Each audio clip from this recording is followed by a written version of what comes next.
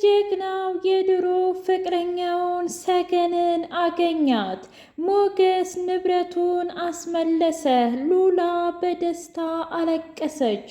መድብል ገድያታለሁኝ ያለውን ፍቅረኛ እና በሷ ምክንያት እስር ቤት ለ5 ዓመታት የማቀቀው ፍቅረኛውን ዛሬ ግን አገኛት። እጅጉን ደንግጦና እጅጉን አዝኖ አይ እኔማ ይህንን ማመን አልችልም ብሎ አለም።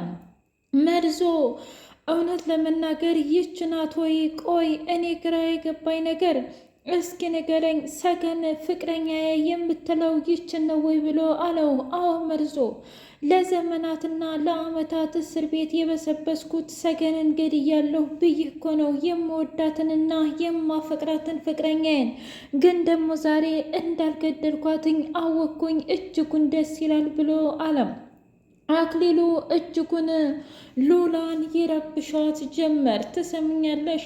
አሁን የኔና የኔ ብቻ ነሽ፣ መቼም ቢሆን ወደ ሌላ አትሄጅም ብሎ አላት። ምን እያልክ ነው? እኔ እኮ ባለ ትዳር ነኝ ብላ ብትለውም እንኳ ያንቺን ትዳር ተይው፣ ያ አልጫ ባለሽ ምንም አይሰራልሽም። ይልቁንስ እኔው እሻልሻለሁ ብሎ አላት። ትሰማኛለህ? አሁንስ አበዛኸው አክሊሉ፣ ከዚህ በኋላ አጠገቤ ድርሽ እንዳትል። ቆይ አንተ ህግ የሚባል ነገር አታውቅም ወይ ብላ አለችው።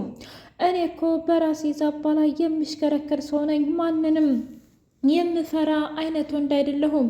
ደግሞም አንድ ነገር ልንገርሽ፣ ትሰሙኛለሽ? አንቺ የኔ ብቻ ነሽ። መቼም ከዚህ በኋላ ሰገናት ደብራኛለች።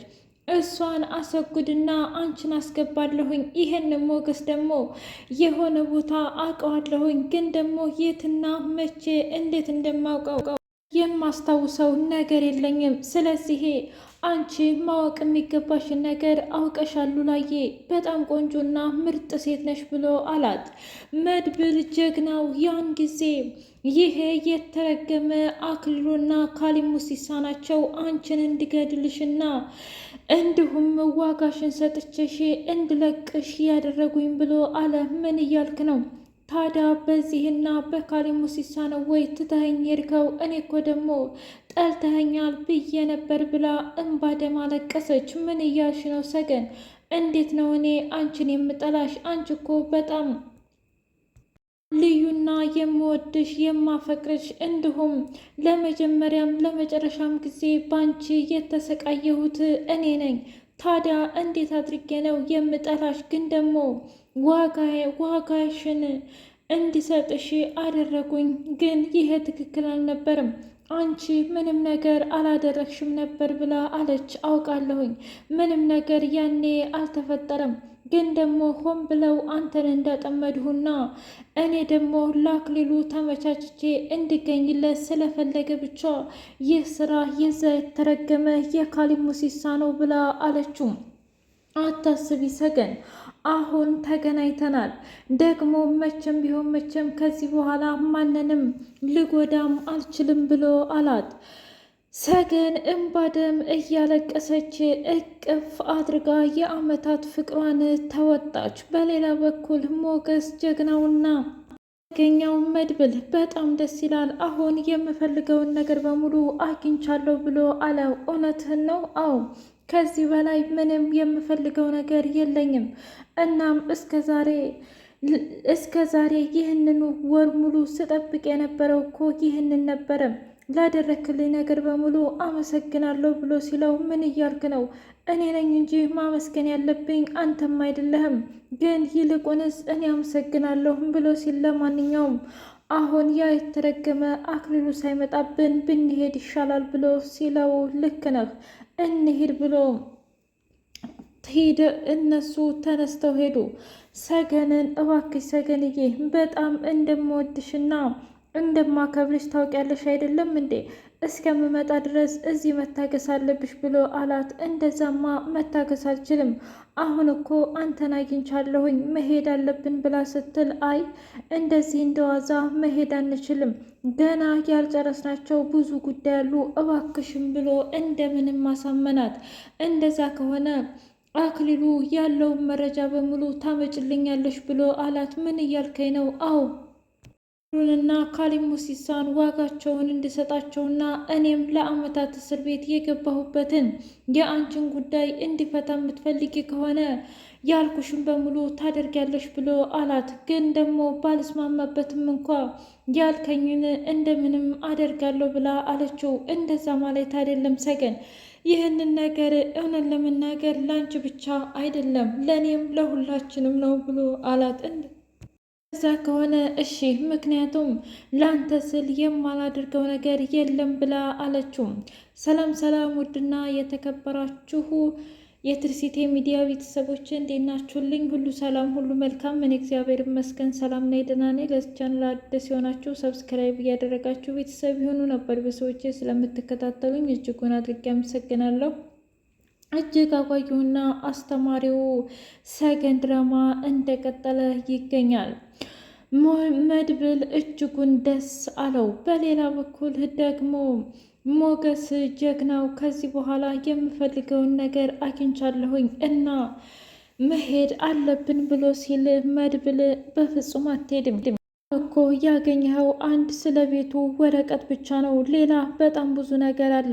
አክሊሉ እንደዚህ እንደዋዛ ያንተን ቤት ብቻ የሚወስድ ይመስልሃል እንዴ? በእርግጠኝነት እሱ ራሱ ሌላ ትርፍ ነገር ሊኖረው ይገባል እና ያን ሁሉ ነው ይዘህ የምትወጣው፣ አትፍጠን ብሎ አለው። ምን እያልክ ነው? አዎ እውነት ለመናገር እኔ መናገር ያለብኝን ነገር ተናግሬያለሁ። ከዚህ በላይ ግን ምንም ልልህ አልችልም። እባክህን ተረጋጋ፣ እባክህን ሞገስ ብሎ ሲለው መድብል እኔ እኮ እንዳንተ ትዕግስት የለኝም ብሎ አለው።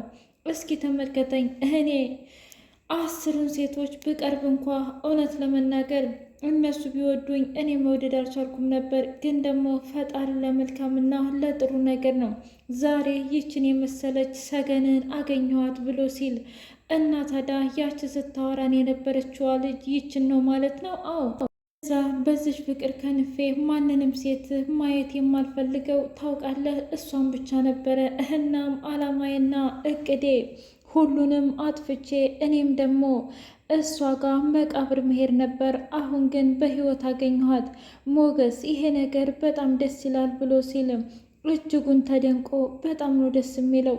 ለማንኛውም ግን አንድ ነገር ቃል ልግባልህ፣ ከዚህ በኋላ ምንም ቢሆን ምንም ሰገን ያ የተረገመ አክሊሉ የሚባል ሰውዬ እንዲደበድባት አላደርግም ብሎ አለው። እባክህን አደራህም ሞገስ፣ ለማንኛውም ለጊዜውም እዚህ የግድ እዚህ ቤት መቀመጥ አለባችሁ ብሎ አለው። በሌላ በኩል መርዞ እና ኢፍራታ እስ በራሳቸው እየተባቁ ይገኛሉ። እባክህን ቆይ አንተ ነገ የልጅ አባት አይደለህ እንዴ? ግን ደግሞ አሁን ምንም እያደረግክ አይደለም ብላ አለችው። ከዚህ በላይ ምን እንዳደርግልሽ ጠብቀሽ ነበር? እኔ የምችለውን ነገር በሙሉ እያደረግኩ ነው። አንቺ ግን ለእኔ ምንም አዘንታ የለሽም ብሎ አላት። ኧረ እባክሽ እስኪ ንገሪኝ፣ እውነት ለመናገር ይሄ የተረገመ አክሊሉ ጋር እንኳ የተቀመጥኩት ላንቺ ብዬ ነው። ሌላ ቤት በጣም ውድ ነው። እዚህ ደግሞ እሱ እንደፈለገ ስለሚያሰቃየን በጣም ቅናሽ ነው እየተባባሉ እስ በራሳቸው ሲወራከቡ እንደ አጋጣሚ ሞገስ መጣ። እሺ እባክህን መርዞ ዛሬ የመጨረሻ ጊዜ ለአንድ ጊዜና ለመጨረሻ ጊዜ ቤት መግባት አለብን ብሎ አለው። ግን ደግሞ አልችልም። ለምንድን ነው? አልችልም የሚባል ነገር የለም። እባክህን ደግሞ ዛሬ እኮ መድብልም ራሱ አለ ብሎ አለው። ምን ጭራሽ ግብረ አበራ ሆናችሁ መጣችሁ ማለት ነው? እኔ ምልህ መድብል ካለ እኮ ታዲያ እኔ አልፈልግም ብሎ ሲል መርዞ ምን እያልክ ነው? መድብል የሚሰራው ሌላ፣ አንተ የምትሰራው ሌላ። ይልቁን እባክህን ብሎ ሲለው እንደዛ ከሆነ ማድረግ የምችለውን ነገር በሙሉ አደርጋለሁኝ ብሎ መርዞ ቃል ገባለት። ሞገስ ሉላዬን ከዚህ በኋላ ድህነት ሁሉ ቀርቷል።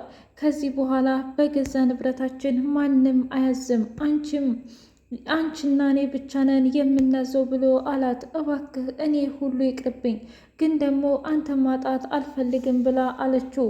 ምን እያልሽ ነው ሉላ? እንዴት ነው አንቺና እኔ የምንተጣጣው? ምክንያቱም አንቺና እኔ እኮ ከምንምና ከማንም በላይ የምንዋደድ ሴቶች ነን። ስለዚህ መቼም ቢሆን መቼም አንለያይም እንድታስቢ አልፈልግም ብሎ አላት። እሺ እንደምንም ብዬ ሁሉንም ነገር ላንተ ስል እችለዋለሁ ብላ አለችው። አክሊሉ አብረሽኝ ካልወጣሽ ብሎ ሉላን በጣም አስቸገራት። መድብል ጀግናው ማንቁርቱን አንቆ አሰቃየው። ላይክ ሼር ሰብስክራይብ አይረሳ ውዶች። አይላፍ